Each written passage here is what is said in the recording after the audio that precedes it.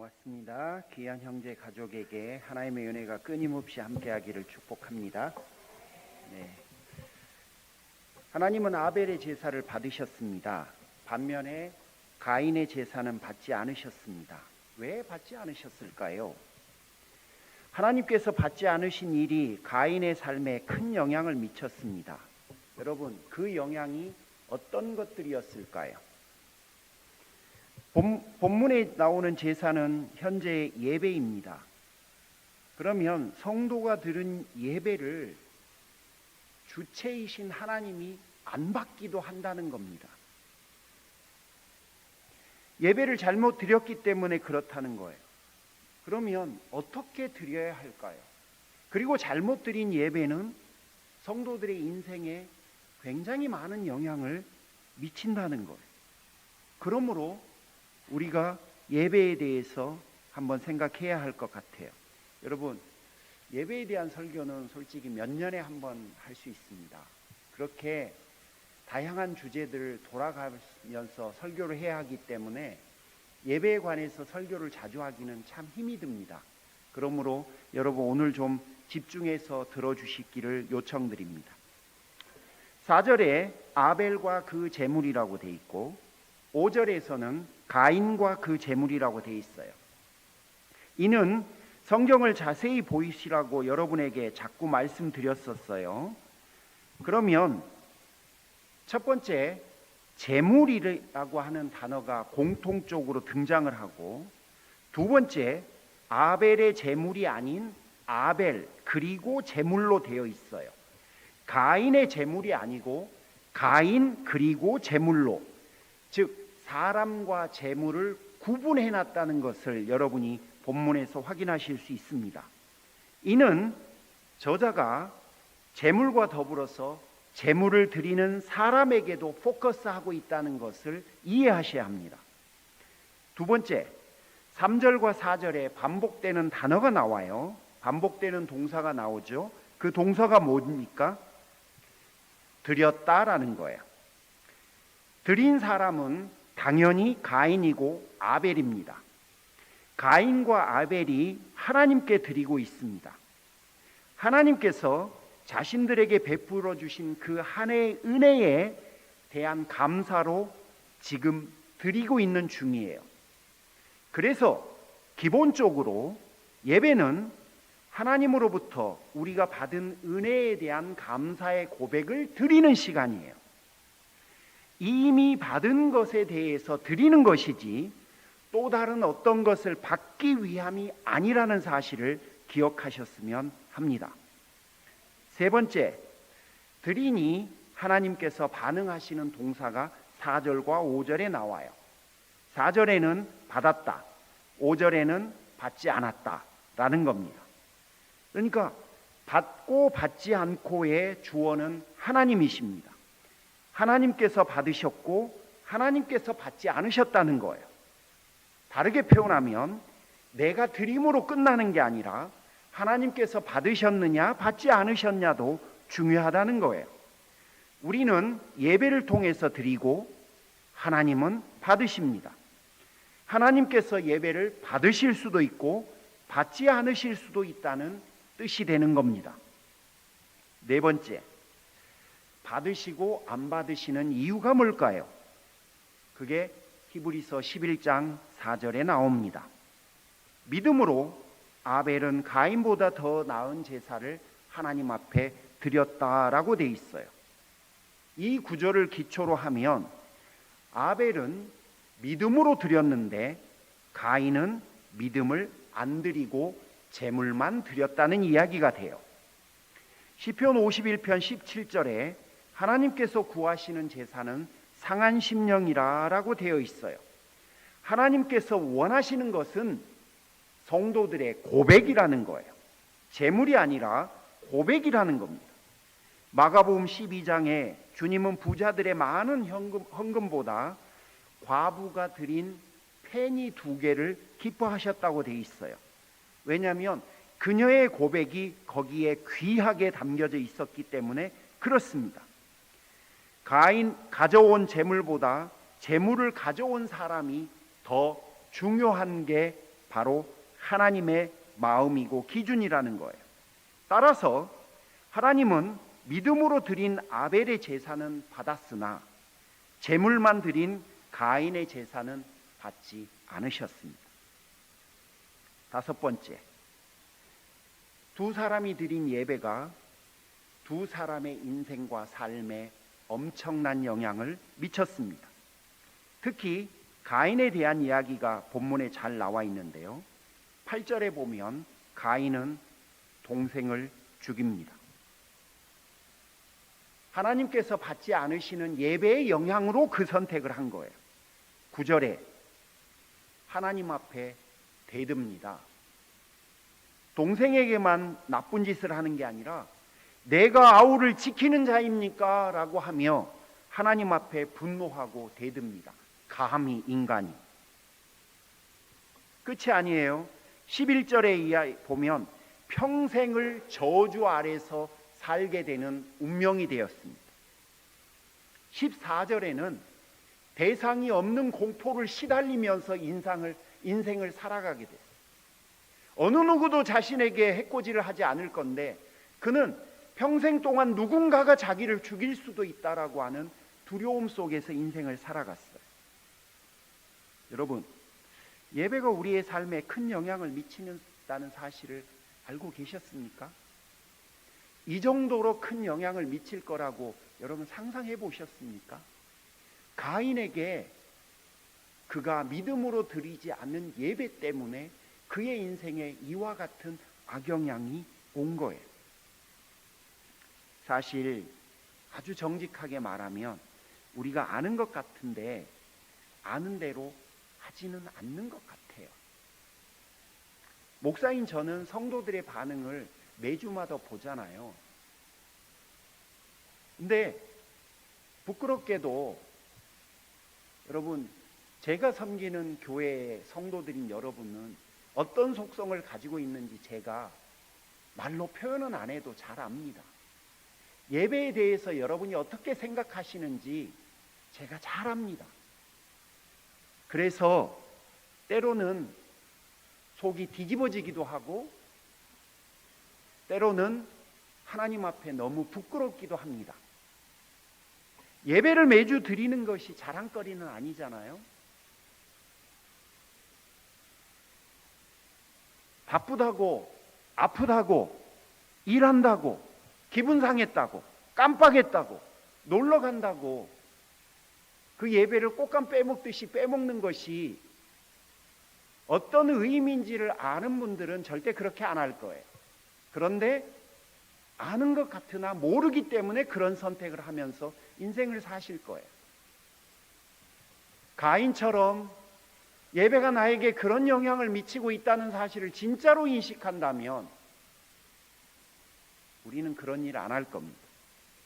그래서 여러분이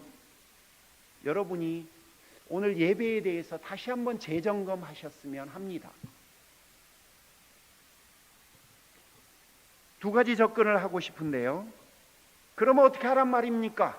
그 부분에 대해서 여러분에게 짧은 시간, 그리고 우리 교회가 가지고 있는 예배 순서에 어떤 의미가 담겨져 있는지를 여러분에게 다시 한번 말씀드리고 싶습니다. 분명히 말씀드리지만 예배는 드리는 겁니다. 받는 게 아니에요. 이미 받은 것에 대해서 내가 그분 앞에 드리기 위해서 모인 거예요. 지난 한 주간 동안 그분이 나를 위해서 해주신 일들을 리마인드를 하는 시간이에요. 근데 그거를 우리가 이게 공적인 예배 순서에 그 시간을 넣지를 않아요. 그래서 여러분에게 늘 부탁하잖아요. 15분 전에 와서 그걸 리마인드 하면서 하나님 앞에 레커나이즈하고 땡큐하고 그리고 여러분이 가지고 있는 그 고백들을 하나님 앞에 드리는 시간을 좀 가지시기를. 근데 이게 잘 안 돼요. 다 알아요. 위에 올라와서 보면 다 알아요. 그래서 다시 한번 쓰겠습니다. 속이 뒤집어집니다. 하나님의 은혜를 안다는데 진짜로 저게 아는 거야? 라고 생각되어질 때가 한두 번이 아니에요. 지금은 인상을 쓰겠습니다. 내려가면 또 웃을게요. 근데 여러분, 그러면 안 돼요. 진짜 그렇게 인생 살면 안 돼요. 그래 갖고는요, 내가 안 변해요. 내 인생을 바라보는 눈이 10년 전이나 10년 후나 똑같아요. 그게 무슨 성장이고 성숙이에요. 그게 무슨 은혜를 받은 사람이에요. 친구를 좋아하면요, 그 친구가 시간이 갈수록 더 좋아지지 더 나빠지지는 않아요. 그렇다고 그 과정 중에 아무 일도 없는 건 아니에요. 별의별 일이 있어도 이해하게 되고 받아들이게 되고 포용하게 되고 그러면서 더 좋아하게 돼요. 이런 일이 있어서 더 이해하게 된다라고 생각해요. 그게 관계예요. 근데 여러분, 솔직히 지난 한 주 동안 하나님이 여러분을 위해서 뭘 해주셨는지 구체적으로 지금 말할 수 있는 사람이 몇이에요?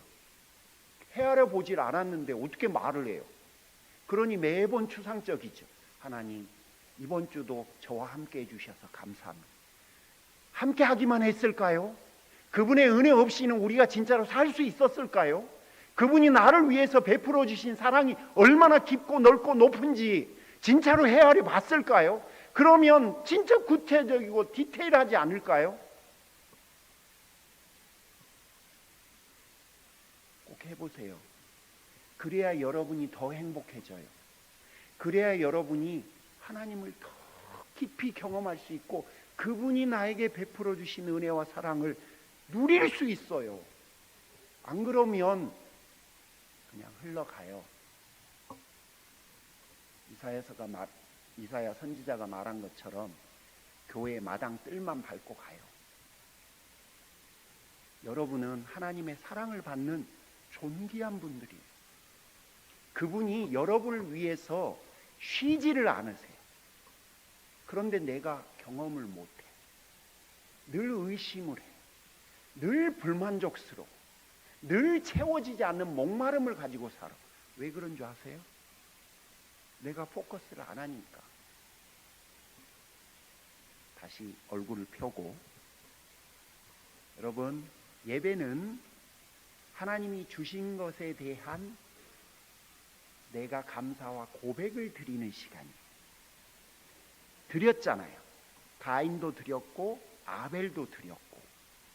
그러니까 예배는 그분이 주신 것에 대해서 내가 믿음의 고백으로 돌려드리는 시간인 거예요. 그러므로 여러분이 그 사실에 한번 포커스를 해주셨으면 합니다. 만약에 우리가 드리는 건데 받아야 한다고 생각하실 수 있어요. 그러면 여러분, 그 예배가 하나님에 의해서 받아졌을까? 안 받아졌을까? 한번 생각해 보세요. 그 다음에 여러분, 드리려고 하는 사람과 받으려고 하는 사람의 접근법은 완전히 달라요. 찬양이든 기도든 말씀이든 헌금이든 드리려는 사람은 예를 들면 찬양할 때가 달라요. 받아야 한다고 생각하지 않고 드리기 때문에 거기에 담아야 할 것들을 담으려고 노력을 해요. 찬양팀이 찬양을 하든 성가대가 찬양을 하든 내가 찬양을 하든 오늘처럼 이현학 형제가 와서 찬양을 하든 내가 받아야 된다고 생각하는 사람은 평가하려고 그럴 거고 판단하려고 그럴 거고 내 감정에 어떤 변화가 있는지를 집중하려고 애를 쓸 거예요. 하지만 드려야 된다고 생각하는 사람은 열심히 드리려고 할 거예요. 드릴 때 뭔가를 담으려고 할 거예요. 그 담는 게 고백과 감사와 등등의 것들을 하나님께 드리고 싶은 것들을 드리기 위해서 그 안에다가 열심히 담으려고 노력을 할 거예요.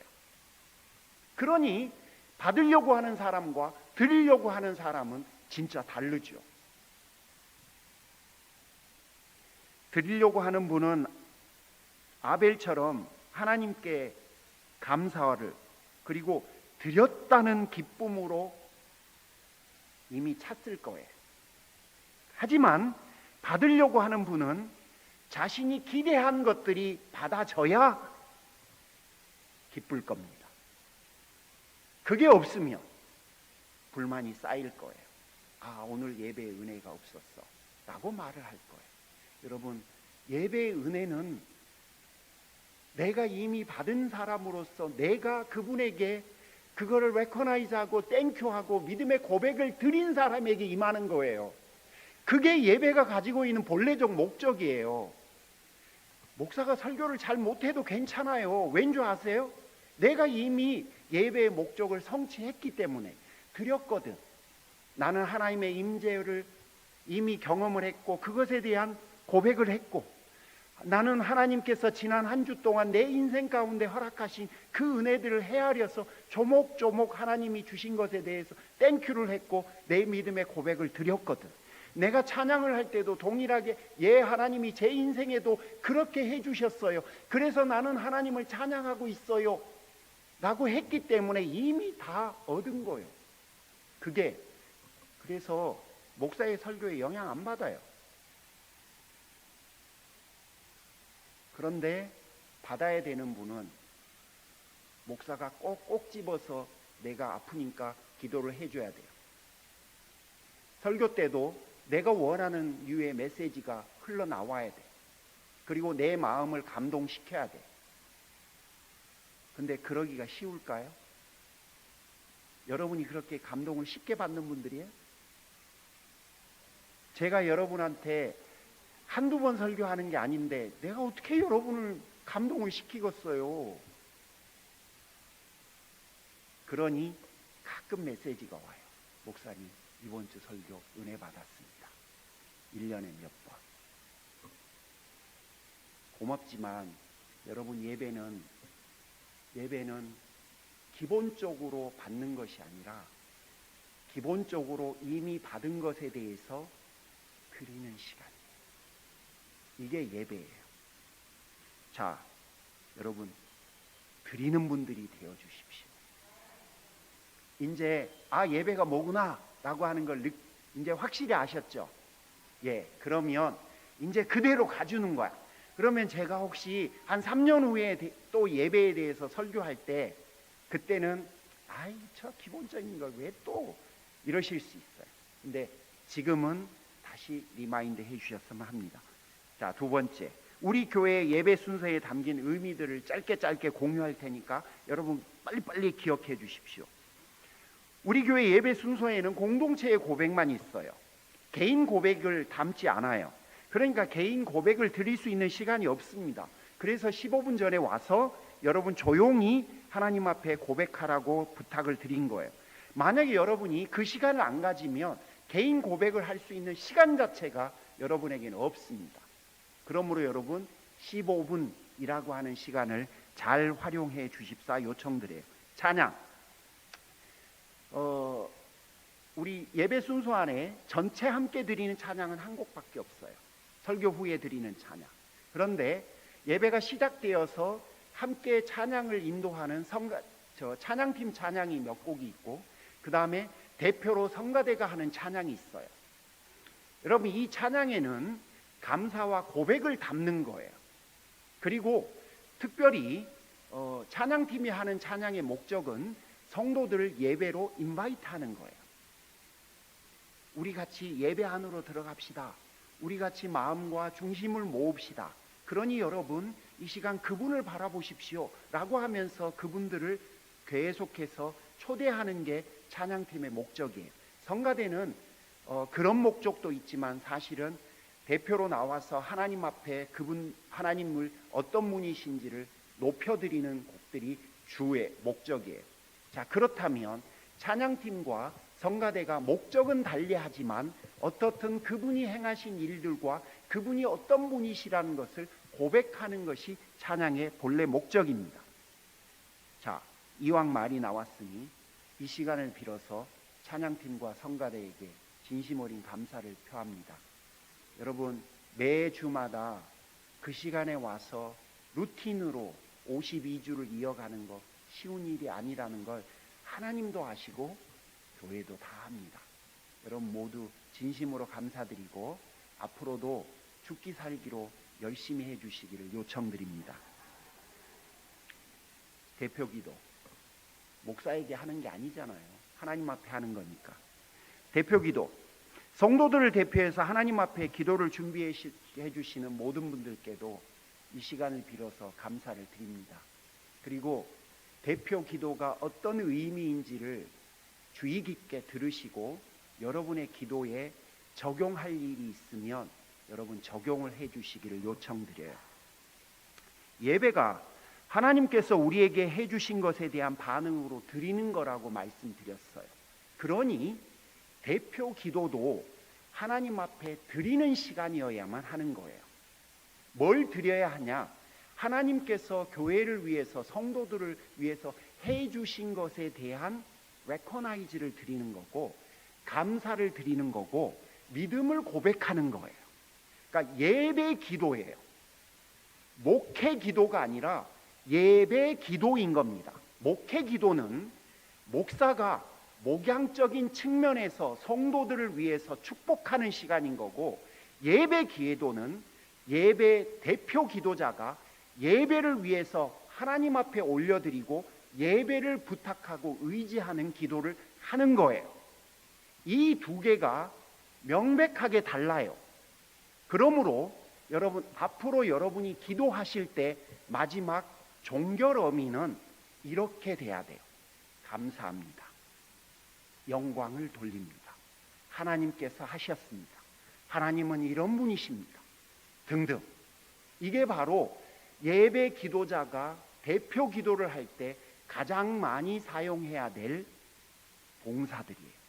거기다가 약간 넣을 수 있어요. 하나님 해 주옵소서 라고 청원할 수 있어요. 하지만 청원이 주를 이루면 본질상 예배 기도에 부합하는 것은 어려워요. 자, 대표 기도자들 기억해 주셨으면 합니다. 헌금. 어떤 분들은 강요다, 어떤 분들은 의무다, 어떤 분들은 성경의 정신과 막 다르다. 참 별의별 이야기들과 주장들이 되게 많아요. 근데 다 일리 있는 이야기 같아요. 그런데 여러분, 저는 그렇게 생각해요. 뭐 헌금 중에 11조를 예를 들죠. 11조라고 하는 게 성경에 뭐라고 돼 있냐면, 주시는 분이 하나님이시고 하나님이 주셨으니 그 중에 10분의 1을 하나님에게 드림으로 주신 분이 하나님이시라는 걸 인정하고 고백하는 거거든. 그쵸? 그걸 위해서 우리가 11조를 하죠.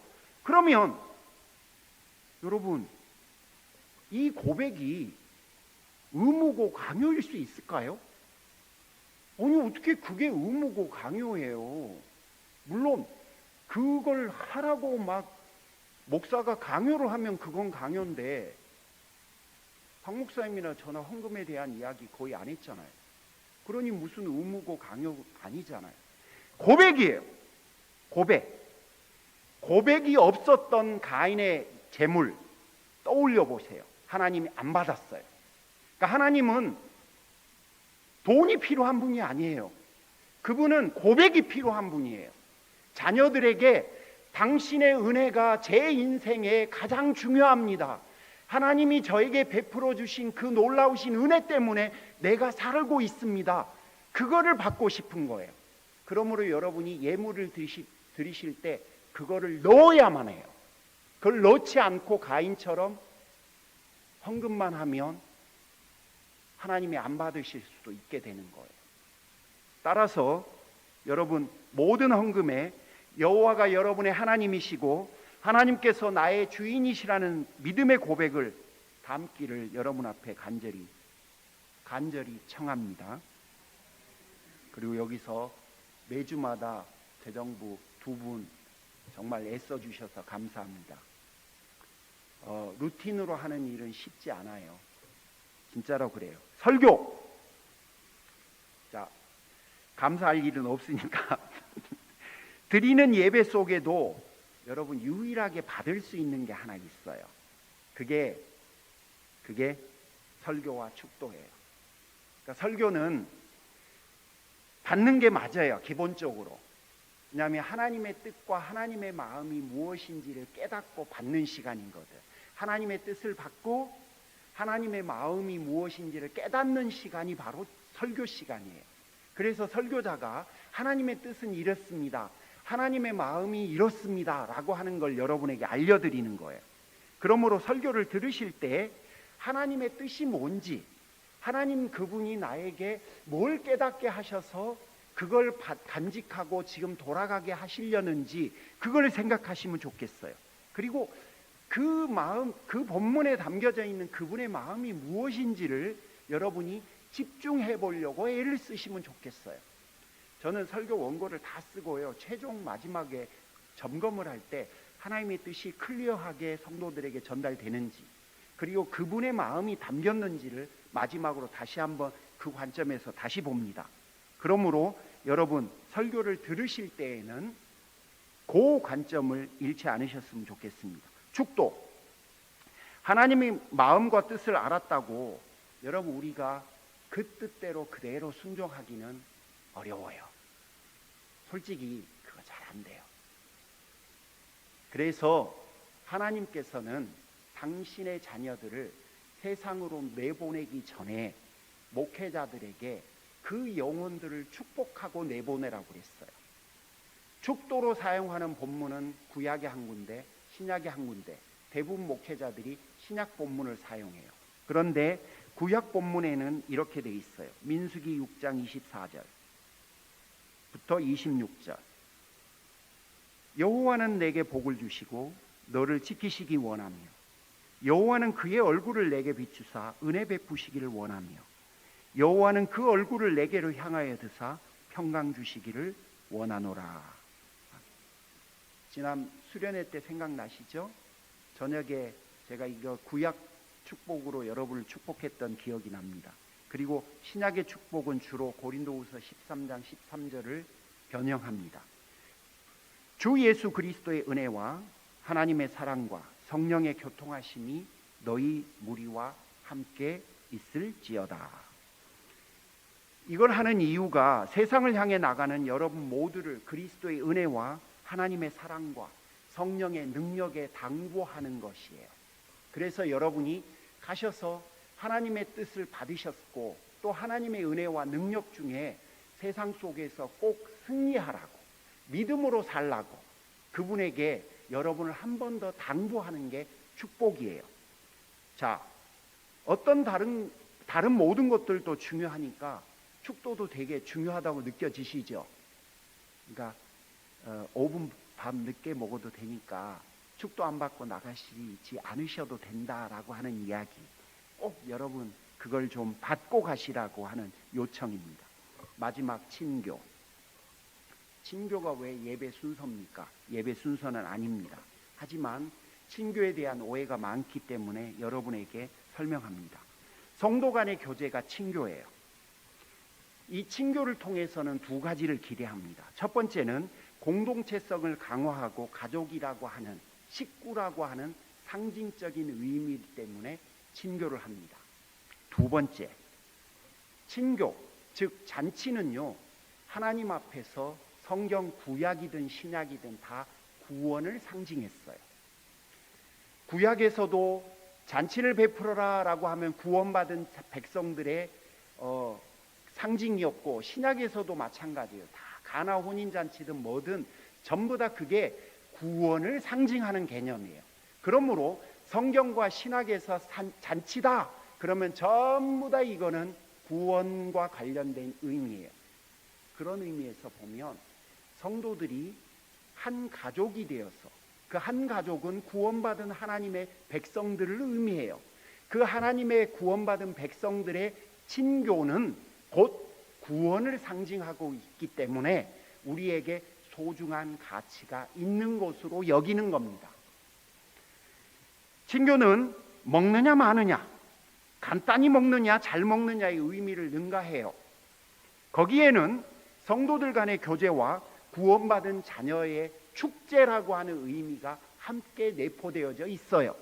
물론 자, 우리 축제합시다, 구원받는 자녀들만의 시간입니다 라고 말하지는 않지만 인식한 사람들은 그거를 귀하게 여기겠죠. 각 가정에서 식사 맡으신 분들, 여러분 지금도 어느 분은 오늘 저녁에 송이버섯을 먹어야 하나, 내일 저녁에 먹어야 하나 잠시 생각하신 분들이 계실 수도 있어요.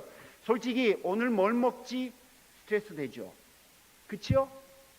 네, 매주마다 뭘 먹지를 생각하는 거 엄청난 스트레스예요. 그런 의미에서 이제는 여러분 모두가 대상이니까, 그래, 목장들마다 수고하고 또 교재부가 열심히 애를 쓰는데 우리를 매주마다 먹여주신 모든 분들에게 감사합니다. 박수 한번 해주십시오. 고맙습니다. 우리는 이제 설교를 마무리하고 싶습니다. 은혜와 사랑으로 살아가고 있습니다. 하나님이 나에게 베풀어 주신, 성령께서 나에게 베풀어 주신 그 놀라우신 은혜들과 그 사랑들, 그리스도의 십자가가 나를 깨닫게 해주시는 그 은혜와 사랑들로 우리는 일상을 살아가고 있어요. 우리는 이미 받고 있어요. 물론 받아야 될 것들이 더 많다는 것도 인정해요. 그러나 받고 있는 것이 우리 인생에 많다는 이야기예요. 그러므로 우리는 이제 드리고 싶어요. 드리고 싶은 받은 사람들이 함께 모여서 공동체가 되어서 하나님 앞에 받은 것에 대해서, 이미 잘 받고 있는 그것에 대해서 드리려고 하는 것이 바로 예배입니다. 예배는 주신 하나님께 우리의 감사와 고백을 드리는 시간입니다. 감사와 믿음의 고백을 드리는 분들이 되셨으면 합니다. 그리고 하나님께서 그 고백에 그 예배에 담겨져 있는 그 고백을 받으시고 아벨처럼 하나님이 기뻐하시는, 가인처럼 하나님께서 받지 않으시는 그런 예배가 아닌, 정말로 그분이 인정하고 받으시는 그런 예배를 드리는 여러분 모두가 되시기를 주님의 이름으로 축복합니다. 기도하겠습니다. 하나님 감사합니다. 오늘 또 저희들을 하나님 앞으로 불러주셔서 우리가 하나님 앞에 은혜 받은 사람이고, 우리가 하나님 앞에 사랑을 받은 사람이고, 우리가 하나님 앞에 고백을 드릴 사람으로 하나님 앞에 불러주시니 참으로 감사합니다. 주님, 이 시간 저희들이 드린 모든 고백들과 감사들과 하나님께서 해주신 그 모든 인정들을 통해서 하나님께서 영광을 취해 주시기를 간절히 소원합니다. 주님, 행여 마음에 소원이 있어서 하나님 앞에 사모하는 마음으로 청한 것들이 있으면 하나님께서 받으시고 축복하여 주시옵소서. 모든 영광을 하나님께 올려드립니다. 감사드리며 예수님의 이름으로 기도 올립니다. 아멘. 하나님, 오늘 또 저희들의 믿음의 고백을 담아 하나님 앞에 귀한 예물을 드리게 하시니 진심으로 감사합니다. 여호와가 우리 인생의 주인이시며, 여호와가 내 하나님이시며, 예수가 나의 그리스도 되시며, 성령께서 나를 지키시며 인도하시는 분이심을 믿습니다. 주님, 사랑하는 모든 성도들에게 여호와 하나님을 향한 인정으로 가득하고 충만하게 하시며, 또 그 믿음의 고백을 담아 하나님 앞에 드린 모든 예물을 하나님 기쁘게 받아 주옵소서. 몸이 편찮으신 분들이 있습니다. 불쌍히 여기시고 하나님 긍휼을 베풀어 주옵소서. 일자리가 필요한 친구들도 있습니다. 하나님 일할 곳을 허락해 주옵소서. 배우자를 구하는 이들이 있습니다. 하나님 신실한 믿음의 가정을 이룰 수 있도록 하나님 축복해 주시옵소서. 마음의 소원들이 있습니다. 하나님 그 모든 소원들을 하나님 탄식으로도 주 앞에 드리면 주께서 들으시고 답하시겠다고 하셨사오니 사랑하는 모든 성도들의 기도에 응답해 주실 줄 믿습니다. 하나님, 귀한 이현학 형제 가정을 하나님 앞에 올려드립니다. 그 고백을 받으셨고 그 찬양을 받으셨고, 앞으로도 주께서 하나님께서 영광을 취하시는 귀한 가정이 될 수 있도록 하늘 문을 여시고 축복하여 주시옵소서. 어린 것에게 하나님 은혜 위에 은혜를, 또 지혜 위에 지혜를, 또 기쁨 위에 기쁨을 허락하여 주옵소서. 이제는 우리 주 예수 그리스도의 은혜와 하나님 아버지의 극진하신 사랑하심과 성령님의 감화 감동 내주 충만 역사하심이 받았으니 드리기로 결단하고 하나님 앞에 그 모든 것들을 세워서 드리기로 결단하는 사랑하는 모든 성도들에게, 그리고 하나님 앞에 소원을 동시에 아뢰며 결국 믿음으로 승리하기로 결단하는 사랑하는 모든 성도들에게 지금부터 영원토록 함께 하시기를 간절히 축원하옵나이다. 아멘.